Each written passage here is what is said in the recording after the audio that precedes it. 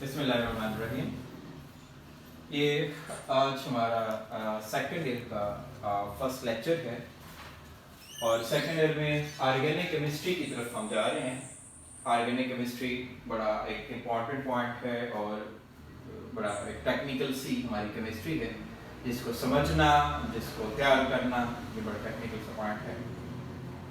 इसमें जो first lecture में जो चीज़ हम डिस्कस करने जा रहे हैं, इंट्रोडक्शन, इंपॉर्टेंस और इसके फीचर्स ऑर्गेनिक केमिस्ट्री के, ये हमने यहाँ पे बात करनी है। अगर हम इसके इंट्रोडक्शन की तरफ जाएं तो इंट्रोडक्शन में हम ये कहते हैं कि organic chemistry is a branch of chemistry, that is branch of chemistry which deals with study of hydrocarbons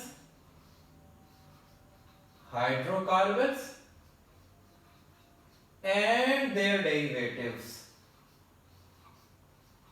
ठीक है, इसमें हम हाइड्रोकार्बन्स को भी स्टडी करते हैं और उनके डेरिवेटिव्स जो होंगे, जो उनसे हम कंपाउंड सिंथेसाइज कर रहे होते हैं, इन तमाम की जो स्टडी है, दैट इज ऑर्गेनिक केमिस्ट्री। ये बेसिक सी उसकी डेफिनेशन है। Hydrocarbons mean the compounds which contain hydrogen and carbon. जरूरी नहीं है कि सिर्फ हाइड्रोजन और कार्बन इसमें एग्जिस्ट करते हैं, other than hydrogen and carbon भी पार्ट होते हैं, लेकिन माइनर होते हैं। डेरिवेटिव्स में फिर हम उनको जाके स्टडी कर रहे होते हैं, दैट इज बेसिक केमिस्ट्री। जैसे कि अगर हम एग्जांपल इसकी लें, जैसे कि CH4 है, CH4 ऑर्गेनिक है। बेंजीन की अगर हम एग्जांपल ले लेते हैं, that is also organic compound. ये बेसिक से एग्जांपल्स हैं इसकी। फिर क्वेश्चन ये है, इसकी मैं हिस्ट्री की तरफ बाद में आता हूं, पहले मैं इसकी इंपॉर्टेंस बताता जाऊं कि ऑर्गेनिक केमिस्ट्री की इंपॉर्टेंस क्या है, कहां हम इनको स्टडी कर सकते हैं। बाद में मैं इसकी हिस्ट्री और फीचर्स की तरफ आता हूं। इसकी इंपॉर्टेंस को अगर हम यहां पे स्टडी करें तो ऑर्गेनिक केमिस्ट्री की जो है वो बेसिक जो इसकी इंपॉर्टेंस है वो बहुत ज्यादा है डेली लाइफ में। इसमें अगर हम मेडिकल पॉइंट ऑफ व्यू से देखें, मेडिकल पॉइंट ऑफ व्यू से, तो इसमें हम मेडिसिन को स्टडी करते हैं। मेडिसिन जितनी हम तैयार कर रहे होते हैं वो ऑर्गेनिक इन नेचर होते हैं। ठीक है, इवन अगर हम पेस्टिसाइड्स की तरफ जाते हैं, पेस्टिसाइड्स ये सारे ऑर्गेनिक नेचर के होते हैं। फंजीसाइड्स इसमें आ जाती हैं मेडिसिन। फंजीसाइड्स फंगस जो हैं उनकी जो है वो उनको पेस्टिसाइड्स इसमें आ जाते हैं, पेस्ट को मारने के लिए, फंगस को मारने के लिए। ये सारे हमारे ऑर्गेनिक पॉइंट ऑफ व्यू से ऑर्गेनिक केमिस्ट्री। इसके अलावा हम ये कहते हैं कि अगर क्लॉथिंग की तरफ हम चले जाएं, फाइबर्स जिसमें प्रिपेयर किए जा रहे होते हैं, तो फाइबर्स भी इसी का हिस्सा है। वो भी ऑर्गेनिक मटेरियल्स होते हैं, जिसमें पॉलीमर्स मोस्टली हम अप्लाई कर रहे होते हैं, पॉलीमर्स यूज किए जा रहे होते हैं। इसके अलावा कॉस्मेटिक्स में देखें, कॉस्मेटिक्स की जितनी कंपोजिशन है वो भी सारी ऑर्गेनिक नेचर की है। फर्टिलाइजर्स जो प्रोड्यूस किए जा रहे होते हैं डेली लाइफ में, फर्टिलाइजर ग्रोथ ऑफ प्लांट्स, उसकी ग्रोथ है, तो वो भी सारे हमारे क्या हैं, वो ऑर्गेनिक नेचर है। अगर हम फूड के पॉइंट ऑफ व्यू पे जाएं, फूड में डिफरेंट मटेरियल्स यूज किए जा रहे होते हैं, इवन कार्बोहाइड्रेट्स हम यूज करते हैं, या इसके अलावा प्रोटीन्स यूज की जा रही होती हैं, प्रोटीन्स हैं, या फिर विटामिन्स हैं, विटामिन्स इसमें आ जाते हैं, इसमें लिपिड्स आ जाते हैं, ये सारे ऑर्गेनिक नेचर के हैं। इवन सिंथेटिक फूड जो हमारी आ जाती है, सिंथेटिक फूड जो प्रिपेयर की जा रही होती है, बेकिंग की जा रही होती है, वो भी सारी ऑर्गेनिक मटेरियल्स हैं। ठीक है, ये सारी इंपॉर्टेंस है जो ऑर्गेनिक कंपाउंड्स की हम स्टडी करते हैं। फिर हम आते हैं इसकी हिस्ट्री क्या है, ऑर्गेनिक कंपाउंड्स की हिस्ट्री क्या है, कैसे ऑर्गेनिक कंपाउंड का इंट्रोडक्शन हुआ, कैसे ऑर्गेनिक कंपाउंड्स की स्टडी स्टार्ट हुई। सबसे पहले मैं एक वाइटल फोर्स थ्योरी को यहां पे एक्सप्लेन करता जाऊं। ये शॉर्ट क्वेश्चन भी है। Vital force theory, Brazilian scientist था, उसने ये वाइटल फोर्स थ्योरी दी। अब इस थ्योरी का पॉइंट क्या है, इसके पोस्टुलेट्स क्या हैं? इस थ्योरी का पहला पोस्टुलेट ये है कि कुछ कंपाउंड ऐसे होते हैं जो कि ऑर्गेनिक होते हैं। कहते हैं कि जितने भी ऑर्गेनिक कंपाउंड्स हैं ये हम कहां से हासिल करते हैं? ये फ्रॉम लिविंग ऑर्गेनिजम्स। जो लिविंग ऑर्गेनिजम्स हैं सिर्फ उनसे ऑर्गेनिक कंपाउंड्स हासिल किए जा सकते हैं। ये पहला पॉइंट है। लिविंग ऑर्गेनिजम्स में क्या आ जाएगा? इसमें एनिमल्स भी आ जाते हैं, एनिमल्स, और उसके साथ साथ इसमें प्लांट्स भी आ जाते हैं। मतलब organic compounds can be obtained only from living organisms. इस थ्योरी का पहला पोस्टुलेट ये था। दूसरा पोस्टुलेट ये है कि जो इनऑर्गेनिक कंपाउंड्स हैं, inorganic compounds can only B obtained from non living organisms. ये दूसरा पोस्टुलेट था। ठीक है। इसका थर्ड पोस्टुलेट ये था कि अगर आपके पास ऑर्गेनिक कंपाउंड है, उससे आप किस में कन्वर्ट करते हैं? इनऑर्गेनिक में कन्वर्ट करना चाहते हैं, या फिर आपके पास इनऑर्गेनिक कंपाउंड है उससे आप ऑर्गेनिक में कन्वर्ट करना चाहते हैं, that is not possible. That was not possible. These are the three postulates of vital force theory. Organic compounds can only be obtained from living organisms like animals and plants. Inorganic can only be obtained from non-living, and we cannot interconvert organic and inorganic into each other. ये theory थी vital force theory. इसके बाद Frederick volar एक scientist था। Frederick volar ने इस vital force theory को क्या किया? रिजेक्ट कर दिया। He rejected the vital force theory. Rejected the vital force theory. जो थ्योरी ये ऊपर मैंने मेंशन की, ये उसने रिजेक्ट कर दी। कैसे रिजेक्ट कर दी? कोई एक्सपेरिमेंट तो उसने किया। उसने क्या किया? अमोनियम सायनेट लिया, NH4CNO, ammonium cyanate, that is ammonium cyanate। ये हमारे पास एक कंपाउंड है। उसने इसको हीट किया और हीट करके इसको कन्वर्ट कर दिया NH2C+O NH2 यूरिया में। इसको हम इस तरह से भी लिख रहे होते हैं NH2 twice CO, that is urea. उसने इसको कन्वर्ट कर दिया। अब इसकी स्पेशलिटी क्या थी? जो अमोनियम साइनेट है, this one is inorganic compound, और जो यूरिया है ये क्या है? ऑर्गेनिक नेचर का है। इसका मतलब ये है कि हमने इनऑर्गेनिक कंपाउंड को उस फ्रेडरिक वोलर ने ऑर्गेनिक में कन्वर्ट कर दिया। वाइटल फोर्स थ्योरी ये कहती थी these are not interconvertible, but he converted ammonium cyanide into urea। तो इससे क्या हुआ? ये थ्योरी रिजेक्ट हो गई। कैसे रिजेक्ट होगी? एक तो हमने ये जो ऑर्गेनिक कंपाउंड है इसे लिविंग की बजाय हमने नॉन लिविंग से हासिल कर लिया। दूसरा ये है कि हमने इनऑर्गेनिक से हासिल कर लिया। Urea was the first organic compound synthesized in lab।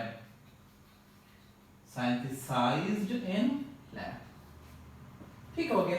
तो यहां से आके ये थ्योरी रिजेक्ट हो गई, जिसकी वजह से इसके बाद ऑर्गेनिक कंपाउंड की प्रिपरेशन लैब में स्टार्ट हो गई, और इस वक्त लाखों ऐसे कंपाउंड्स, ऑर्गेनिक कंपाउंड्स हैं जो लैब में तैयार किए जा चुके होते हैं। मतलब ऑर्गेनिक की स्पेशलाइजेशन, मेरी भी स्पेशलाइजेशन जो ऑर्गेनिक केमिस्ट्री है PhD की, जिसकी वजह से इवन मेरा जो रिसर्च वर्क है उसमें भी मोर देन 150 जो हैं वो ऑर्गेनिक कंपाउंड हैं, वो सिंथेसाइज्ड किए हुए हैं, लैब में सिंथेसाइज किए हुए हैं।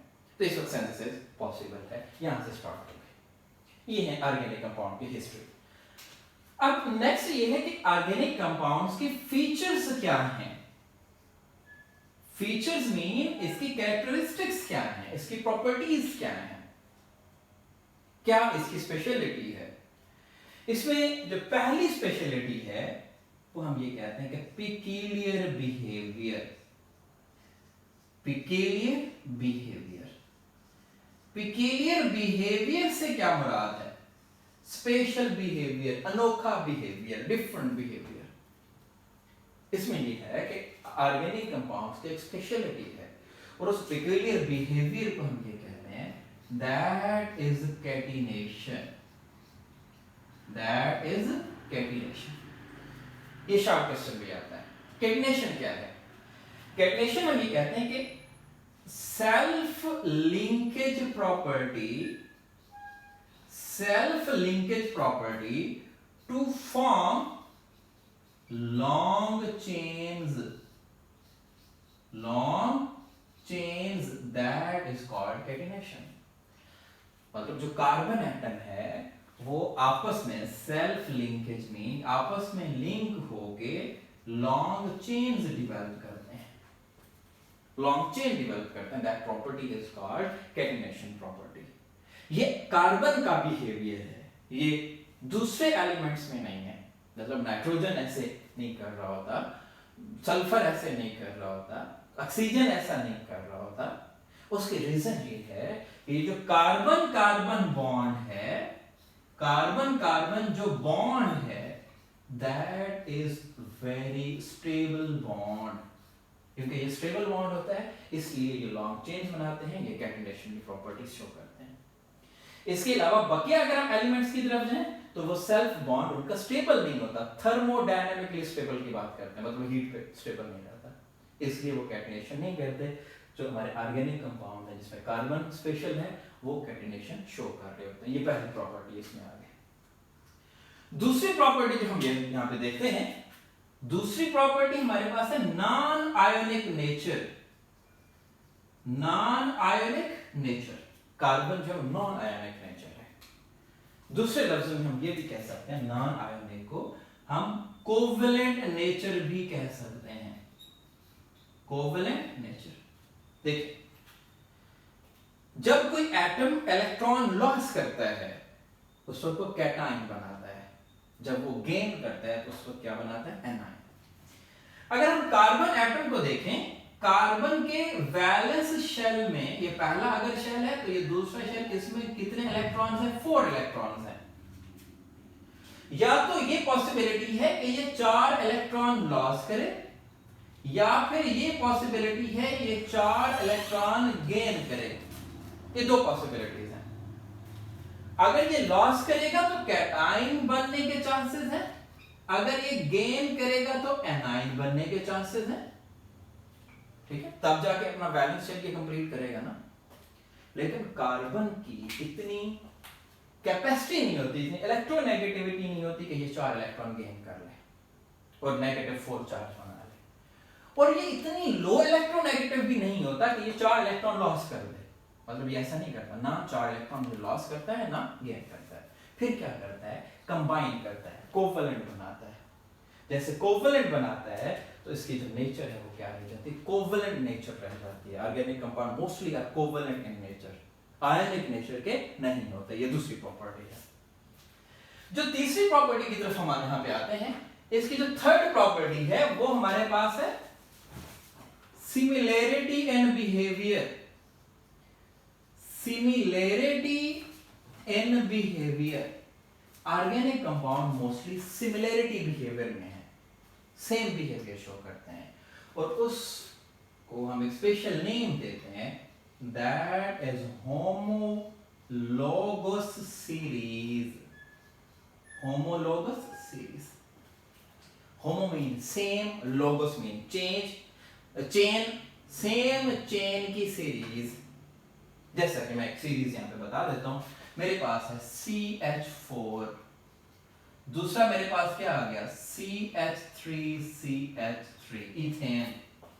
ठीक है, तीसरा मेरे पास क्या आ गया? CH3CH2CH3। चौथा मेरे पास क्या आ गया यहां पे? CH3CH2CH2CH3। ये सारे हैं क्या, अल्केन्स हैं। यहाँ पे अल्केन्स हैं, मतलब सेम फंक्शनैलिटी है, these are alkanes.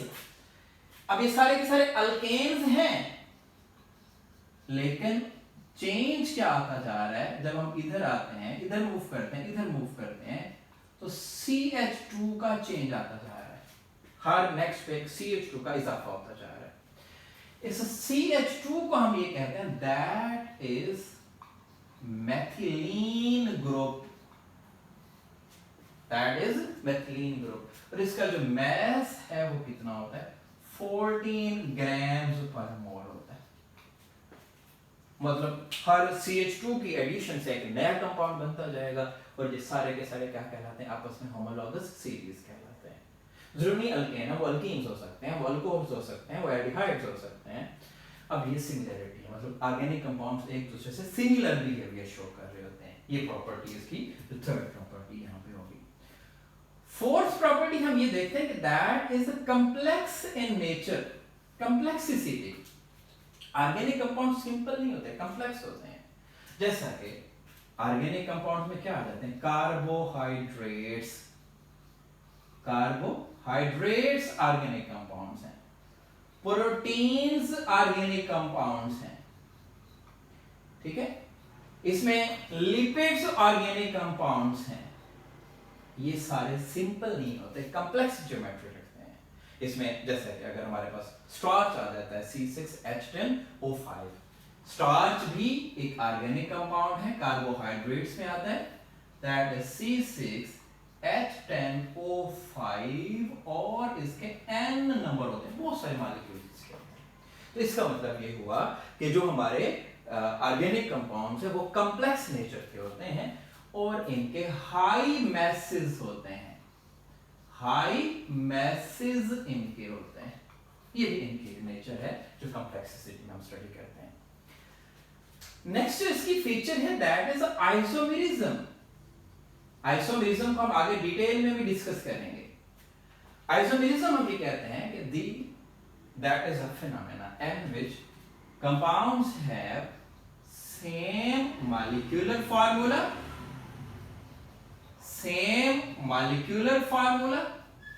but different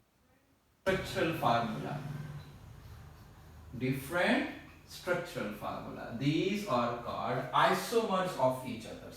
वो एक दूसरे के isomers कहलाते हैं, and the process is called isomerism. Organic compound isomerism भी शो करते हैं। जैसे कि एग्जांपल अगर हम देखें, CH3CH2OH, इधर क्या हो गया हमारे पास, CH3OCH3। ये हमारे पास इथाइल अल्कोहल है, अल्कोहल हो गया, और ये हमारे पास क्या है, ईथर है। अगर हम इन दोनों का फार्मूला देखें, इसमें भी कार्बन 2 है, उसमें भी 2 है, इसमें हाइड्रोजन 6 है, उसमें भी 6 है, इसमें ऑक्सीजन 1 है, उसमें भी 1 है। फार्मूला सेम है but structures are different, so these are isomers of each other. ये प्रॉपर्टीज भी इसमें एग्जिस्ट करती है। नेक्स्ट प्रॉपर्टी हमारे पास आ जाती है rate of reaction. Rate of reaction, जो हमारे ऑर्गेनिक कंपाउंड्स हैं, जो ऑर्गेनिक कंपाउंड्स हैं, इन पे कोई पॉजिटिव चार्ज या नेगेटिव चार्ज नहीं होता, ये नॉन आयोनिक नेचर के होते हैं। यहां पे भी हमने बात की है, नॉन आयोनिक नेचर भी कहते हैं, हम उन्हें मॉलिक्यूलर नेचर भी कहते हैं। मॉलिक्यूलर नेचर मतलब इन पे कोई पॉजिटिव नहीं होता, कोई नेगेटिव नहीं होता, इसलिए ना ये इलेक्ट्रोफाइल को ज्यादा अट्रैक्ट कर रहे होते हैं, ना ये न्यूक्लियोफाइल को ज्यादा अट्रैक्ट कर रहे होते हैं। अट्रैक्शंस नहीं होती, मतलब ये लेस अट्रैक्शंस होती हैं, और जितनी लेस अट्रैक्शंस होंगी उसी वजह से लेस रिएक्टिव होंगे। जब लेस रिएक्टिव होंगे तो उनका जो रेट ऑफ रिएक्शन है, रिएक्शन करने की जो स्पीड है, वो क्या हो जाएगी, स्लो होगी। स्लो रेट होगा इनका, लो रेट ऑफ रिएक्शन होगा। ये भी इनकी प्रॉपर्टी है। लास्ट प्रॉपर्टी में हम आते हैं, दैट इज सॉल्युबिलिटी। सॉल्युबिलिटी में हम ये कहते हैं कि लाइक डिसॉल्व्ड लाइक, एक जैसी चीजें अपनी जैसी चीजों को अपने अंदर डिसॉल्व करते हैं। तो जो हमारे ऑर्गेनिक कंपाउंड्स हैं, जो ऑर्गेनिक कंपाउंड्स हम यहाँ पे स्टडी करते हैं, these are non-polar in nature. non-polar nature के हैं. जब non-polar nature के हैं, these are insoluble in water. insoluble in water. water में इनकी solubility नहीं है. तो इनकी solubility फिर किस में है? these are soluble in CCl4 tetrachloromethane, ether, chloroform. ठीक है, क्लोरोफॉर्म इसमें आ जाता है. इसके अलावा हेक्सेन इसमें आ जाता है, एनहेक्सेन. इस तरह के जो हमारे सॉल्वेंट्स हैं, इनकी इसमें बेंजीन हमारे पास हो जाता है. बेंजीन भी एक सॉल्वेंट के तौर पे हम इसे यूज करते हैं. मतलब ये वाटर में तो इनसॉल्युबल होते हैं, लेकिन ये जो नॉन पोलर सॉल्वेंट्स हैं उनमें इनकी सॉल्युबिलिटी ज्यादा होती है. ये हमारा फर्स्ट लेक्चर था. मैं इसको रिवाइज कर देता हूँ. सबसे पहले इसकी डेफिनेशंस हैं, उसके बाद इसके एप्लीकेशंस क्या हैं, फिर इसकी हिस्ट्री में हमने पढ़ा वाइटल फोर्स थ्योरी और फ्रेडरिक वॉलर ने किस तरह उसको रिजेक्ट किया, और लास्ट पे हमारे आ जाते हैं इसके फीचर. पेक्यूलियर बिहेवियर हो गया, non ionic nature, similarity, complexes और आइसोमेरिज्म, रेट ऑफ रिएक्शन, और लास्ट पे हमारी सॉल्युबिलिटी आ जाती है. Thank you very much.